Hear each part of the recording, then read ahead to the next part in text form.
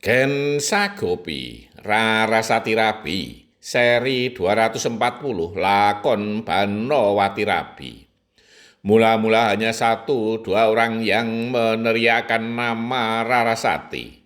Namun kemudian semakin banyak yang meneriakannya.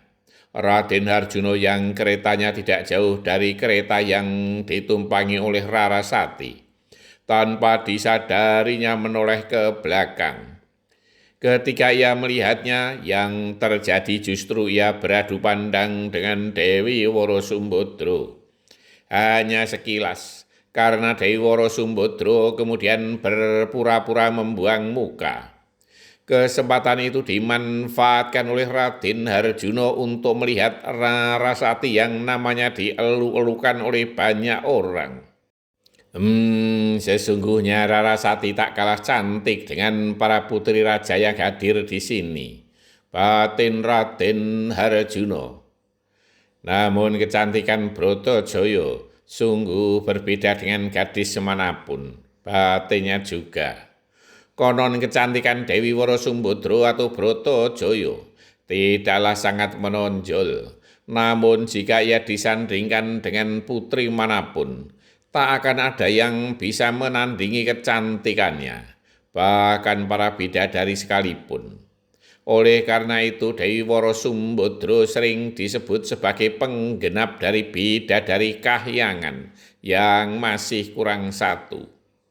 Tanpa disadari, Raden Harjuno membandingkan kedua gadis di dalam kereta yang berada beberapa baris di belakangnya itu. Keduanya berbeda, namun semuanya sangat cantik. Batin Raden Harjuno. Mungkinkah aku mendapatkan keduanya?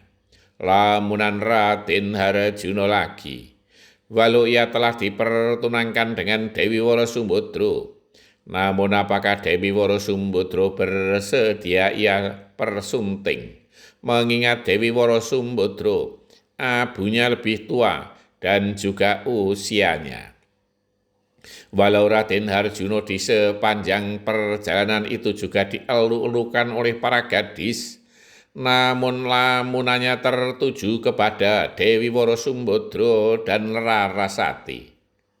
Kereta di belakang Dewi Worosumbodro dan Rarasati adalah kereta yang ditumpangi oleh Prabu Baladewa dan Permaisuri Dewi Erowati.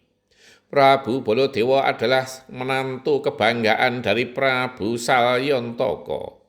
Kawula Mandharaka masih ingat kisah penculikan Dewi Erowati oleh Kartopiyoga yang kemudian diselamatkan oleh Wasi Jaladara yang tak lain adalah Prabu Baladewa.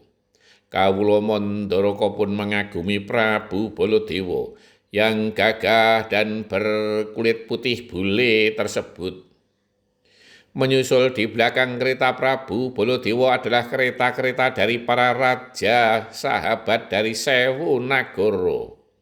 Kebanyakan mereka yang diutus adalah para raja muda atau putra mahkota. Diharapkan nantinya mereka menjalin persahabatan dengan negeri Mandharaka maupun negeri Hastinapura yang besar.